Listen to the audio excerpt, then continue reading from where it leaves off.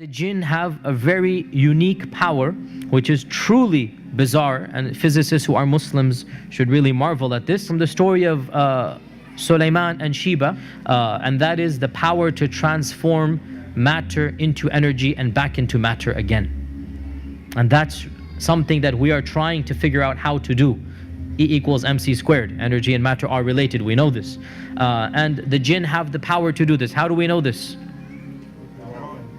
The throne of Bilqis, or the queen of Sheba, the throne that from Yemen to Jerusalem. قال عفريت من الجن. Now, jinns, there are many levels, and ifrit are the most evil and the most powerful.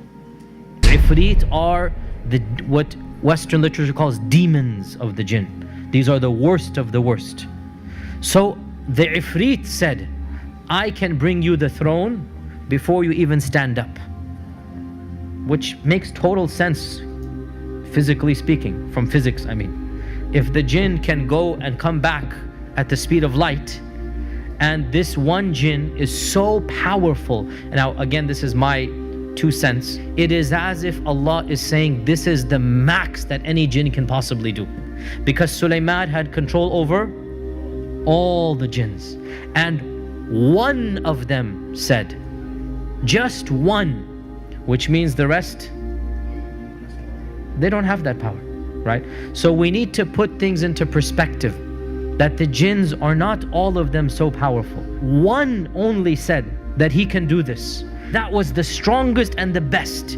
So therefore we need to understand that what is the strength of the strongest jinn that maybe we have ever seen. He can pick up the throne of Sheba. Okay, in these days a crane can do that. I'm just saying, right? It's not as if the jinn can pick a star up or the moon. It's a physical strength that we can understand. And what was supernatural for us was what? Is that to transport it. And it is well known that this throne is going to be inside the palace, that if he were to take the throne, it would not be flying in the air. People are not going to see it flying. Rather, it would disappear there and appear in front of Sulaiman, which means what? E equals mc squared here, right? Einstein was probably right in this regard. And this is what we believe, if we believe in the story, that it is possible somehow the jinn have the power to take matter, transform it to energy, take it all the way back and then reproduce it, right? And by the way, this is something that is well known, mutawatir, from the stories and whatnot, that it is possible for a magician to just produce an item that was lost, literally, and he goes, here it is, right? So what are some of the physical characteristics of the jinn? What are the jinn made of? What type of fire? Smokeless fire. So if they're a type of energy, how fast can they go? Quite literally, the speed of light. Quite literally, they travel at the speed of light, right? If they're energy, then do physical structures block them? No. Just like my phone is working right now and we're inside the room, right? Just like radio waves, just like other waves are coming into this room, and the physical structure has nothing to do with them. They're made out of smokeless fire, so this makes them invisible to us, right? They have the capacity to transfer from one energy to another, so they can become physical, and they can be seen to us when they want to. So how do they do that? In our modern vernacular, they'll simply shift into the color spectrum of light waves. What is the only energy that we can see, I should say? It's a very small window, the colors of the spectrum, right? So the jinn have the capacity to just move their energy into that level, if you like, and they can then appear to us.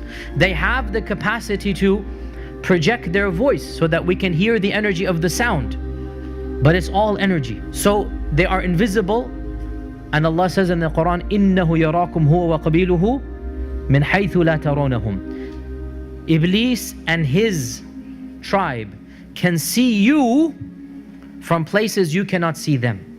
So in this regard, they have the upper hand. They can see you and you cannot see them. They can make their presence known to you. You don't have any clue where they are or not.